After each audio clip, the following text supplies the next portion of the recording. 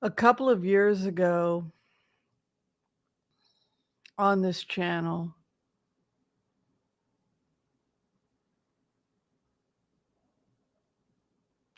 I asked you, what does Putin want?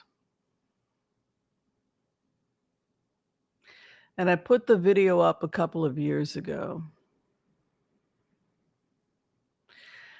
And what Putin wanted, what Putin wanted, what Putin wanted then and what he wants now is trade. He wants trade and he wants to expand his trade. However, the United States has blocked trade. An example would be what's going on in Cuba, where people cannot get bread. I don't know if anyone has seen the videos coming out of Cuba. My sister just got back from Cuba. She's a globetrotter just like me. People couldn't get bread because of the United States not wanting to do business with the East. Now, there are business people all over the world that want to do business with the East. And so, I would say all of these business people believe that the products and services that they are producing are helping humanity. Okay? So people want to buy things on the Silk Road, as we have been doing for thousands and thousands of years. But one of the problems is that for thousands and thousands of years, the Arabs have been blocking the Silk Road with their horses and their swords and now their drones, right? And so a war started, right, between Arabia and Persia, okay? And it had to do with the fact that these caravans were trying to get their trade out, right? And so tensions rose between Southwest Asia and the Arab world. And one of the things that happens historically that we see in history is that when tribes come together over a central language and a central belief system like Islam or Christianity, then you have a more compliant military, and then you've got things like the Crusades, etc. Right? So all of that takes us to where we are at in 2024. Because where we are at in 2024 is where we were at 1,000 years ago, 2,000 years ago, 3,000 years. As long as there has been a Silk Road, there have been people fighting to get access to the Silk Road. I'm drinking Peet's coffee. Peet's. No, I don't work for the company. Peet's coffee with 2% milk, and it's quite tasty with a little bit of sugar. Trying to reduce the sugar. Okay, back to the story. L'chaim, l'chaim.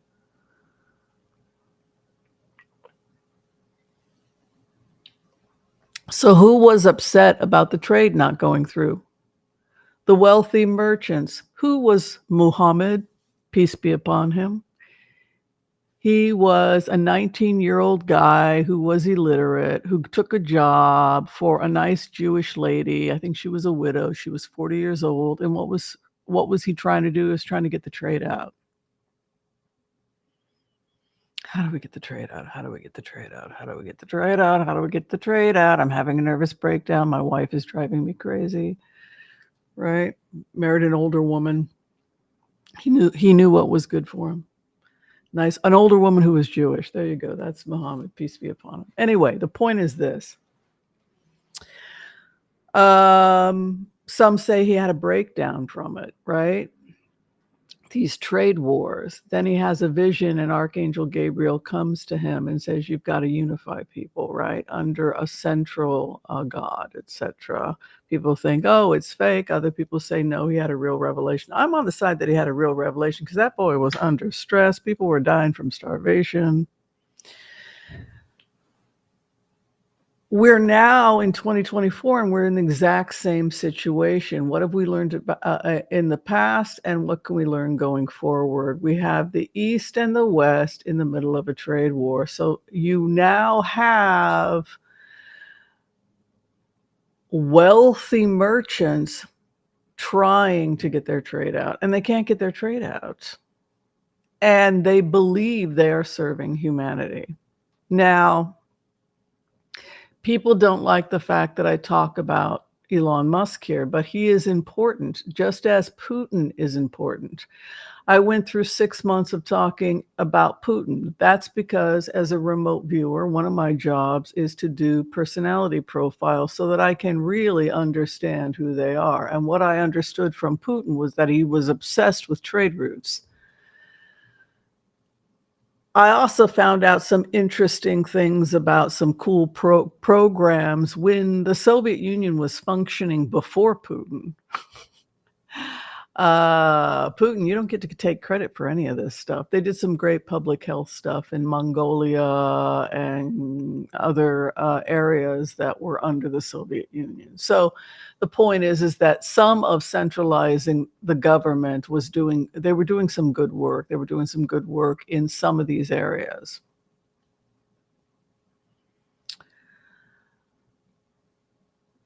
So we now have to figure out what to do.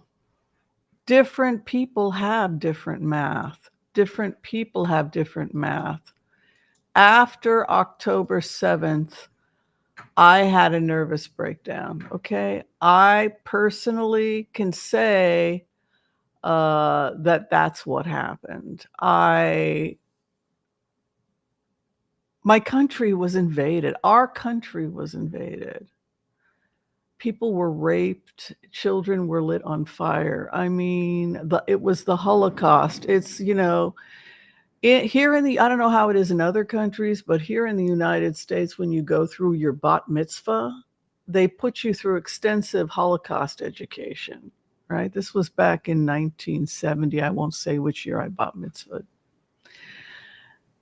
And then prior to my ceremony, to the ceremony, we all had to sit in a room. Everybody who's bat mitzvahed in the United States knows what I'm talking about. Bar mitzvahs, bat mitzvahs, y'all know what I'm talking about. And we have to sit in a room and we have to watch Holocaust film footage.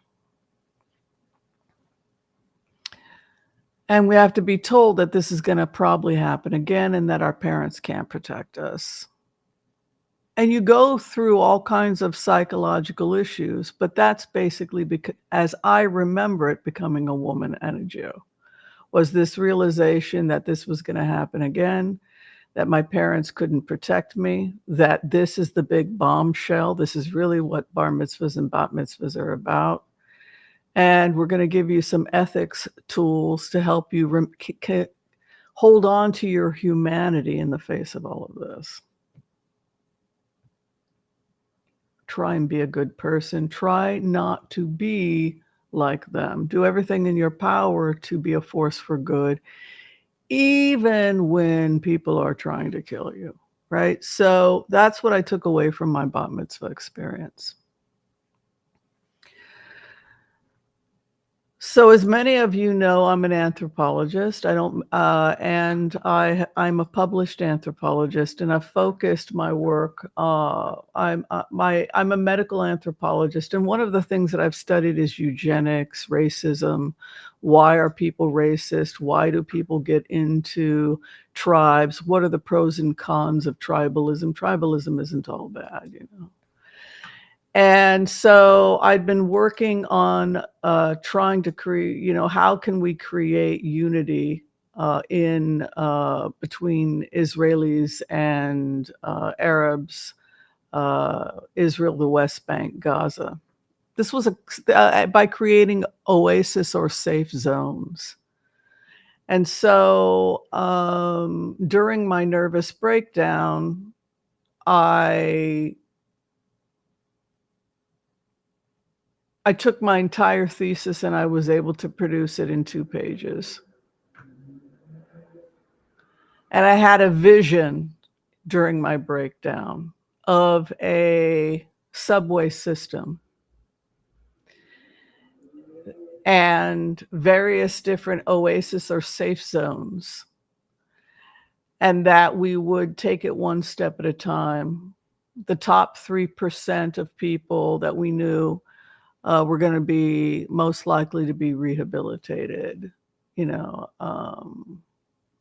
would be able to build a future with Israel, and we would build these safe zones in the areas that had been hit during the attacks, so that we had double, triple enforcement, multiple enforcement, so that the traumatized people could never experience this again, and instead it would be replaced by an oasis, a subway system.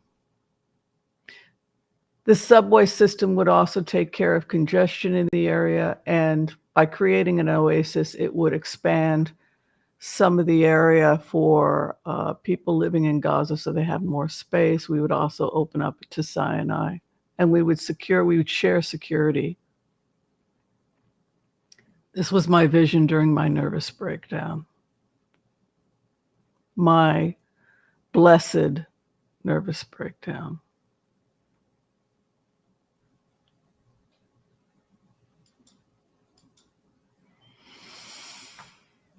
And during that nervous breakdown, I screamed out to the universe that the IDF has to hear this, that the IDF has to receive this, that it has to get into the right hands, that this has to happen. It wasn't just that I prayed that this was going to happen. I prayed in a way that I've never prayed before. And I screamed at the universe. Now, in Judaism, this is called hitbodedut. Hitbodedut. It's something that we learned from Rabbi Nachman, right? Just talk to God like God is your father, like your parent. And that's precisely what I did. I screamed to my daddy, this has got to happen. And if you believe in telepathy, and if you believe that energy seeks its own level, somebody heard my cry, my scream, while I was screaming, right? Other people were screaming, and other people were listening. So while I was having my breakdown and saying, this Marshall Plan based on conspicuous acts of kindness, somebody that is looking for this, you need to hear my cry. I am sending a telepathic message to you. I need a mentor. I need an ally, somebody who has power. If such a man or woman exists, you need to take this rebuild because I have what you're looking for. And we need to do this. Now, what happens as a result of that? A lot of metaphysical things happen. For starters, you find out who your mentor is. And sometimes our mentor is not who we expect, and we don't like their politics. I personally have never had sex, for example, with a libertarian, because I do believe that libertarians are aliens. Okay. So my point is this. Somebody's politics can be alien to you, or you may think they're crazy, but they can still be a great mentor to you. And I also think there's something metaphysical that happens when we have a guru or a mentor. that we can't entirely explain. And that doesn't mean we have to necessarily always like them or agree with them. I think it's morally reprehensible that Elon Musk allows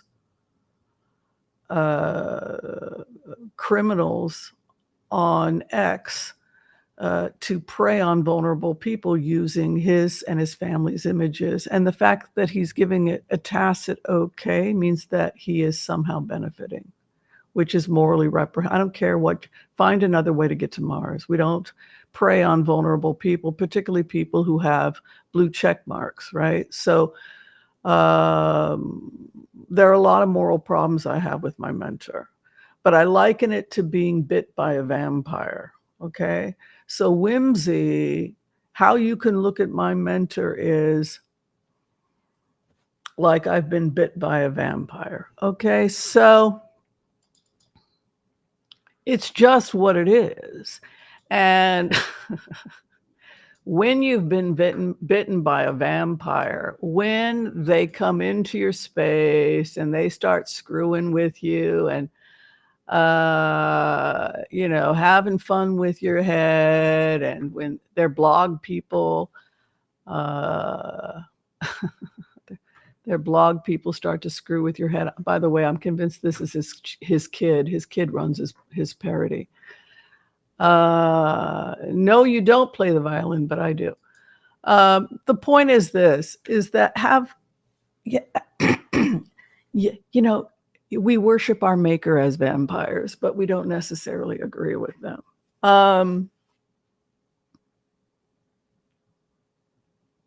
We're not always, sometimes you can, human beings are both good and evil. That's the truth. We all do bad things. We all do things we should not do. And we also do great things like Neuralink and Starlink and electric cars and pouring all the money back into research. These are good things. Troll farms are bad things. Trying to broker a peace deal with Putin and Iran is a bad thing, right?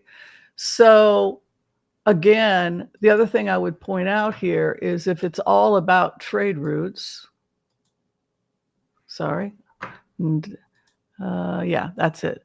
If it's all about trade routes, then we're really just talking about arguing with our mentors about mathematics, right? So if our mentor is saying, look, we got to get the trade, the research is costing billions of lost research because I can't get the materials, right? So say you have a mentor who has that problem. So he's doing his math, you're doing your math, and we're putting emotion aside. And your mentor is saying, convince me I'm wrong. If we've got 50 years to find an exit strategy, and I made a tough decision and I went with Trump because I need to get this trade. We cannot go any longer with these embargoes. People don't have bread in Cuba. We've got to make a deal, and we've got to do it now. Now, that is what your mentor is saying, who flies into a war zone because children are getting murdered in Gaza by, I would say, crazy Hamas people using them as human shields, raping people and killing people, kidnapping them October 7th, et cetera, et cetera. The point is that this is somebody who obviously does care. You don't make money by flying into a war. Come on, folks. So we should not judge a person's humanity just because they are making decisions that we want to understand their train of logic. We got to get to ceasefire. Well, I agree with you, Mr. Musk. We've got to get to ceasefire. Number two, we've got to exchange the hostages. Now, I say send Hamas to a host country, and by sending them to a host country, we can lure them. Because if we don't lure them somewhere else, Mr. Musk, this is my argument, and to the rest of you, they'll keep being drawn to Gaza. So we have to draw them somewhere else. Leave a nice falafel stand somewhere in Algeria. Something has to lure this group of people somewhere else. So this is a luring technique. That's what I came to. How they do it, this is up to them how they do it. I'm just somebody doing pure math, running computers. I am a trained medical anthropologist. I look at a ton of studies, and I did this over 48 hours with my debate coach, who's Bedouin, by the way, and we attacked it. We attacked the oasis from every angle. We attacked with cyber, with drones. We did some interesting war games. Yeah. And then 3, we got rebuild. So this was the 3 stages, and this is what we sent to the Israelis and to Mr. Musk's people, etc. So that was the 3 phases. But specifically, when we talked about the rebuild, it was the map that I showed you guys. Now, I got to Putin arrested, and that was because these sanctions are going to continue as long as Putin is there. Now, my mentor disagrees. No, we got to make a deal. We have to accept it's not our job. We cannot totally dismantle. It's insane to think you're going to totally dismantle somebody's government just because you don't like their politics. We've got to renegotiate existing trade routes. That's not to say they get to do whatever the hell they like, but we've got to renegotiate. And we're most likely to do that under a Trump presidency. But we've got to get the trade back up and running. My 5th argument was we needed to dismantle Iranian leadership. My mentor's argument was no, a soft coup would be better. You have to change hearts and minds. So, for example, they voted in a more moderate vice president who wants to open up trade with the United States.